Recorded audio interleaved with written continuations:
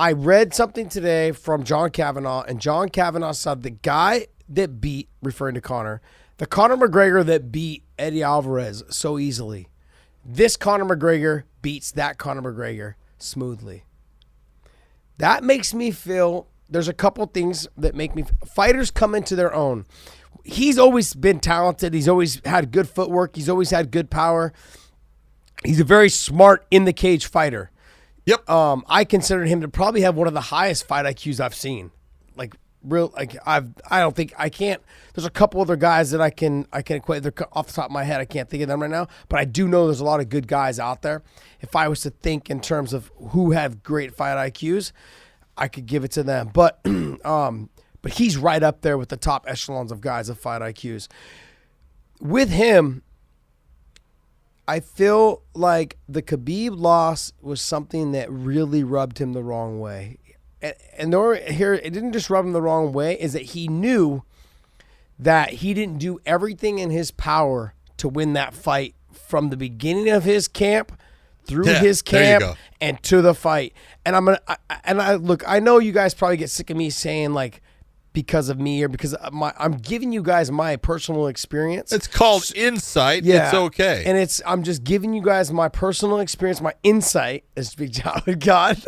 I'm giving you my insight is that happened to me. And I'll give you the fight. I was fighting Clay Guida. I looked at the film on him and he looked horrible. He just looked like he had a lot of energy. He didn't look good. And when I was in that camp, I was at the nightclub every weekend, partying, whether I was drinking or not sometimes, but didn't matter. I was up till 4 a.m., sometimes on Wednesday, sometimes on Thursday, and I had to go train the next day. Don't get me wrong. Every day I made training, but you're not the same guy you would have been had you not been up till 4, sometimes 5 in the morning, and I didn't care. It just was like, I'm going to show up. I'm going to win. It was the first big fight for Strikeforce, and so when he started saying that all the things that I was listening to him with his interview with Ariel, and I said a couple of things where he just wasn't he was drinking during that camp. He was, and sure, maybe it's a little bit of drink. Maybe it's like 1 or 2 drinks in the weekend, but it all adds up. It does eventually get to you. It doesn't help you get to your goal of where you want to be. Not the part that when he was starving when he first started his career and when he was bragging in the center of the cage, 60 G's, baby, 60 G's. That's the hungry Conor that we want to see again. And we may have got that Conor back, because the Khabib thing was eye-opening for him. I can't just go to the club and drink and be out till 4 a.m. or even if I'm not drinking, just being out. I feel like this whole thing has caused him mature. Maybe sure, Ariel will, like producer David said, Ariel was catapulting him a little bit for all the assault charges and all the other shit that was going on. But the bottom line is all those things are on your mind and you're not the same fighter. But even now they're still on his mind. I think the reality is maybe hopefully set in that he is maturing as a person, maybe as a husband, maybe as a family man, whatever it is, but he's maturing. Hopefully. I'm hoping the best for that. I feel like I lost your mic. Yep. How's that? Better? I got you now. I don't understand why.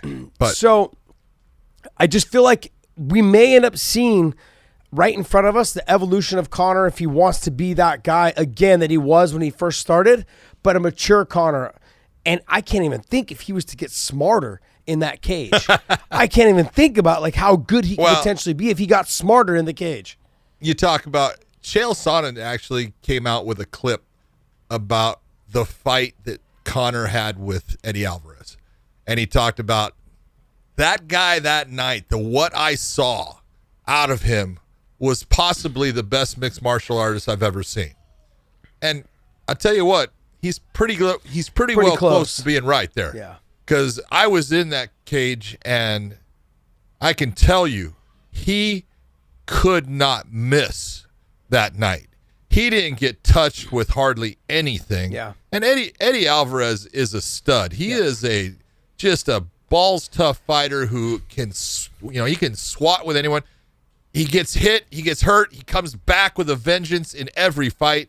So even when he got hit and hurt against Conor, I was like, all right, he'll come back and he tried to do all kinds of different things in that fight. Nothing worked for him because every time that he came into range to try to land a shot, he missed and Conor made him pay for it. And that is the Conor that if you're going to fight that guy, you're going to have a long night. He needs to be frustrated. That's the one thing that I saw in the Khabib fight. Khabib drove him to the point of frustration. And when he gets frustrated, that fight IQ goes down. Mm-hmm. He doesn't fight as well. But the other part is this, and I say it all the time, is if you're a world-class athlete, and I don't care if you're Conor, if you're Khabib, if you're anybody, the thing that Khabib does that you have to be impressed with is he's always taking care of himself. Mm-hmm. He's always eating pretty clean. He's always doing the right thing. He doesn't drink. He doesn't do drugs. Nope. And if you are going to be this top-level athlete, you're like a Ferrari. And every time you're throwing whiskey down your gullet, that's like putting sugar in your gas tank. Says the guy with the whiskey wall, by the way. Says the guy yes, with sir, the I admit it. Okay, I have no problem with sugar in my gas tank. Yeah. But no, if you're going to compete and you're going to do those things, don't expect to put shit into your gas tank and expect that vehicle to run at that same level that it's capable of when you're doing all these things right. And you will pay for it eventually. I think he learned. He paid for it. He paid for it in that fight with Khabib, and hopefully he learned because, again, he's a young man, and he's got to learn from his mistakes. And if he's learning from his mistakes, great. That's what makes you improve, and that's what we all want to see, an improved Conor McGregor. Yeah, I'm not gonna argue too much on the fact that he looked phenomenal that night. I feel a little bit of that night though to touch on what Chael has said. That Conor McGregor has a very that Conor McGregor should walk through Cowboy. Yeah, which is the distance, the reach, the range, just his precision on where he landed the punches that night was phenomenal. But I also think that Eddie kind of lost the fight before he got in the cage. He already knew that he was upset. He already knew that he was going to try to knock him out. You could hear his corner yelling, like, let's set up the takedown. And he never even really kind of gave an effort to it. There's a little bit, but not the effort that you would normally see from Eddie Alvarez. Now, to touch on that, though, as well, I've trained with guys like Thomas Dion, who's really good world-class kickboxers, and they make you flinch. They make you move in things like, you thought something was coming, it wasn't coming, and when you try to defend or you try to slip, something else comes from that angle. Like they're setting you up the whole time. So it made him very flinchy. Like when you're constantly caught like a deer in headlights, like you're stuck, you're flinching all the time. And that makes you a step slower and it makes it easier for them to get off. And that's exactly what happened that night. Yeah, absolutely. It's 100%. You got it right. In that, the one thing going into that, if you're Eddie going into it, you got a guy that's going after your title. Yours is the title on the line. You're the bigger guy. You got a guy coming up in weight. And all of the things that Conor did, and this is where Conor is incredibly intelligent. You talk about fight IQ. Listen to what he says about fighters before the fight.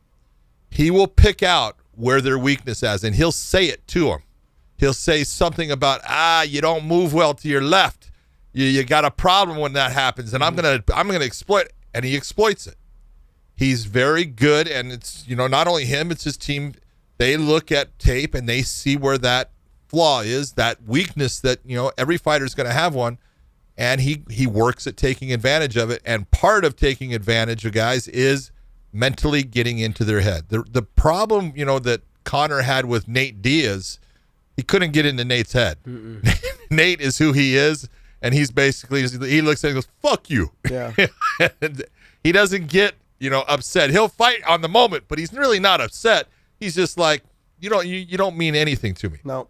Where other guys, they start to allow that talk to build inside, and they, Dustin Poirier, he let it get to him so badly that he wasn't able to perform because he wants to hurt you that night, and that's usually going to lead to a bad performance. Yeah.